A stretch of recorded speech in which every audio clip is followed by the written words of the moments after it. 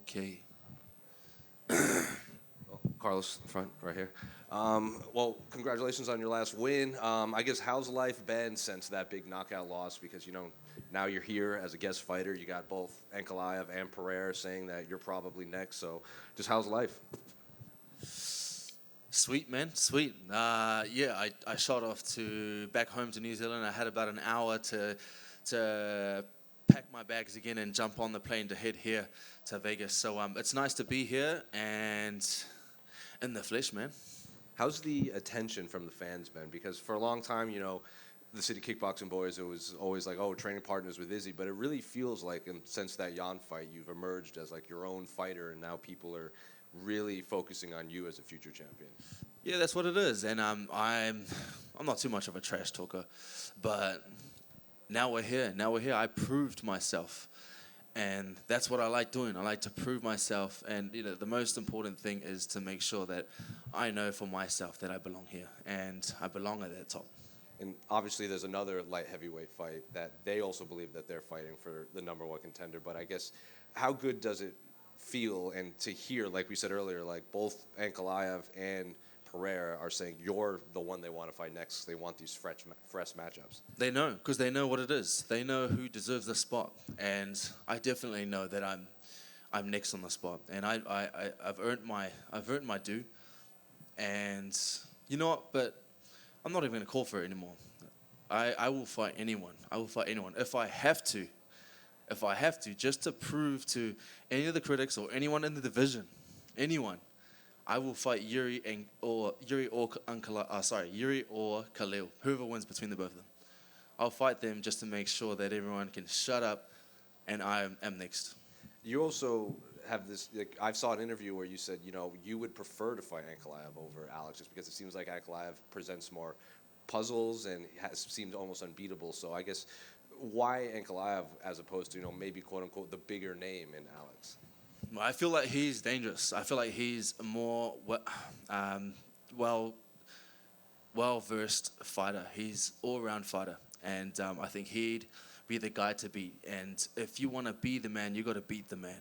And right now, he's the man. So that's the guy that I want to beat. And if he can get this done over Pereira tonight, and I get in there and I beat Ankalaev, then that just means I'm the man. I know I'm the man right now. I don't even have a title. Then just last one for me.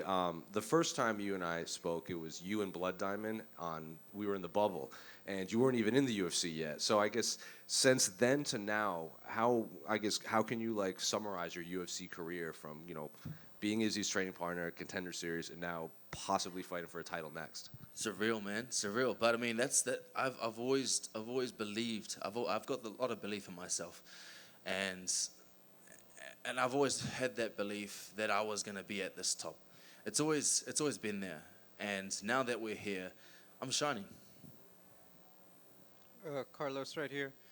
For someone who's never going to be in the octagon, can you just talk about what it feels like to have a performance like you did on Saturday? Just looked like you were so dialed in. You get a highly ranked, very dangerous guy out of there in the first round. Just what is that moment like for someone who's never going to step in there? Pretty good, man. It was a good feeling. And not only that, it was my first 5-rounder, first headliner. So you could imagine how much of the pressure that you would think that it would have on me. But I rose to the occasion. And that's what I love. I love being put in the deep end. And when I do, I always come in prepared. And I get the job done. I asked a little bit more for your reaction. The internet got a big kick out of the female fan at the Q&A saying, hey, Carlos, best looking guy in the UFC. You did take a photo up with her. Just wondering, just being the guy talked about like that, what do you react? What goes through your mind when that kind of moment happens? I got my eyes on that gold, man. That's all that matters to me. Do you feel like you're the most popular fighter with the female fan base in the UFC? I got my eyes on the gold, man. That's all it is to me. Looking forward to the next one. Thank you. Carlos over here.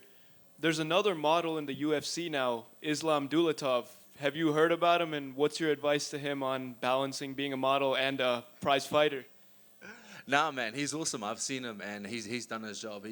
He's done his work in the octagon, and he looks good.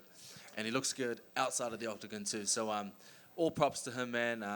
And I can't give him any advice. I just think that he will do his thing in there, and the name of the game is to hit and not get hit, man. And that's all it comes down to.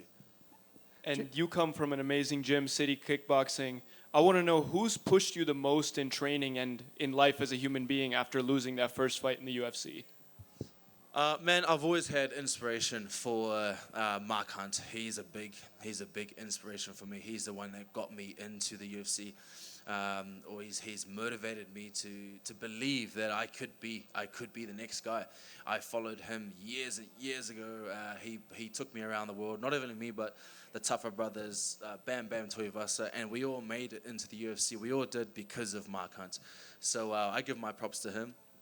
And then at CKB, we all level up, and I think we all keep each other sharp. So there's a lot of us in the UFC right now, and you can see that there's so many guys coming up and about to enter the UFC right now. So it's massive right now in New Zealand and Australia. Carlos, do you ever find it uncomfortable that actually it's mostly us men in the media who bring up how beautiful you are? I do, bro. I do. Cheers, guys.